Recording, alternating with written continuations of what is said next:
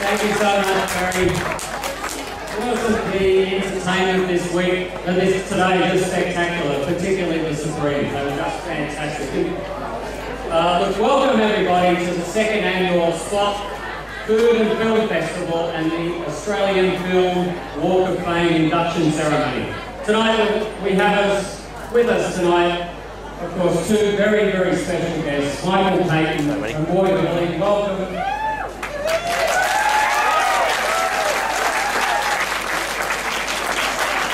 We've got the federal member for Kingston, Peter Garrett, Paul Pearce, the member for Coogee, the Mayor of Waverley, great Sally Betts, my fellow Randwick councillors, Councillor Scott Nash, Robert Lilly, Kyle Smith and Paul Tracy, and from the Coogee Arts Festival, the irrepressible Barry Robertson, you've just seen. Dawn Deegan from the Spot Business Association, with two very special people, Randwick Council's event managers, Katie Griffith and Maria Harris, that have made today a huge success of an event. Just a few years ago, John Deegan, the president of the Spot Business Association, came to Randwick City Council with his long-held dream of the Film Walk of Fame. And last year we launched it with the inaugural inductee, Bud Charles Tingle. And we called it the Spot Film Walk of Fame. But in honour of the amazing talent that have come and continues to come out of the Australian film industry, we've changed the name to the Australian Film Walk of Fame. The Walk of Fame celebrates the Australian film industry and recognises the lives and outstanding achievements of our nation's leading filmmakers and artists, and those who have made a significant contribution to our film industry. I'd like to thank Barry from the Coogee Arts Festival and the Spot Business Association, the Spot Precinct Committee and the Ritz Cinema, all of whom have got together to help us organise the Australian Film Walk of Fame. Now to give you some background on our newest inductees. Dame Judith Anderson, while no longer with us, is a film legend. In 1915, at the age of 17, she made her professional debut at the Theatre Royal Sydney under the name of Francie Anderson, playing the role of Stephanie in A Royal Divorce. She later travelled to California with a letter of introduction to the famed director Cecil B. DeMille. But Hollywood was slow to appreciate her talents. A few years later, she changed her name to Judith Anderson. Her first major success was on Broadway in 1924 in The Cobra. She was a well-established young star by the time she returned to Australia in 1927 to tour with 3 plays, including The Cobra. She made her movie debut in 1930, beginning a film career that spanned more than 5 decades. Some of her roles was Mrs. Davenant in Rebecca in 1940, which was directed by Alfred Hitchcock. Big Mama in Tennessee Williams' Cat on a Hot Tin Roof in 1958. As the Sioux Squaw in A Man Called Horse in 1970. And for those who have seen Star Trek III, The Vulcan Princess. Judith Anderson was created a Dame of the British Empire in 1960. A Broadway theatre is named in her honour, and Dame Judith Anderson passed away in Santa Barbara, California in 1992.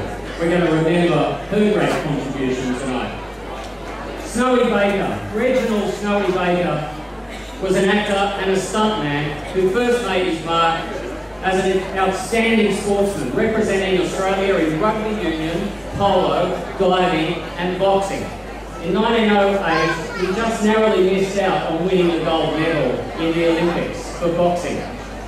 He starred and performed his own stunts in the 1918 movie, The Enemy Within, and became Australia's first great matinee idol. His second film, The Lure of the Bush, was partially shot in Hollywood. While there, Baker studied studio methods and conceived plans to crack the international market. Back in Australia, he formed the Carroll Baker Productions with E.J. Carroll. They imported a Hollywood crew, including director Wilfred Lewis, to make Baxter's next 3 films, beginning with The Man from Kangaroo in 1920. He moved to California in the 1920s and appeared in 5 Hollywood films, including His Last Race and The Sword of Valor. As a highly regarded stuntman, he taught stunt techniques to many of Hollywood's greatest stars, including Rudolph Valentino, Errol Flynn, and Douglas Fairbanks. Survived by his wife and stepdaughter, Baker died on the 2nd of December 1953 in Los Angeles. Now for some real live actors that we have with us tonight. Well, I hope they survived enough. Both of them don't really need an introduction, but starting off with Michael Clayton, the words, "How's the Serenity?" It's going straight to the pool room, have gone down in history with his fantastic portrayal of Darren Kerrigan in the 1997 hit, The Castle. Michael has been in a number of other movies, including Strange Bedfellows with Paul Hogan and Echo of Thunder with Judy Davis. A highly regarded television actor, Michael has been on the current Channel 7 hit Packed to the Rafters, Always Greener, Stingers, All Saints, Blue Heelers, A Country Practice, and Homicide. And he's even shown us that he can dance, I think, on Dancing with the Stars.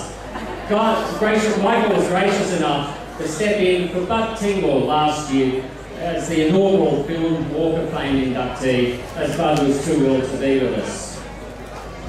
Roy's been a standout Australian actor for many years and shares many of the same credits as Michael Clayton.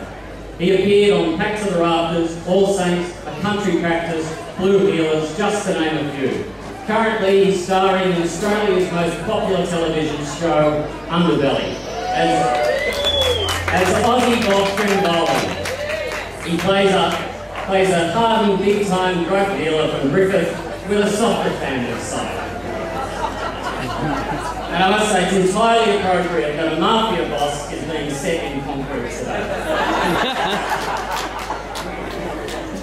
Roy, like Michael, has been involved in the Australian film industry for some years now, playing the police inspector in the highly acclaimed Rabbit-Proof Fence and the Mayor Bob McIntyre in The Dish.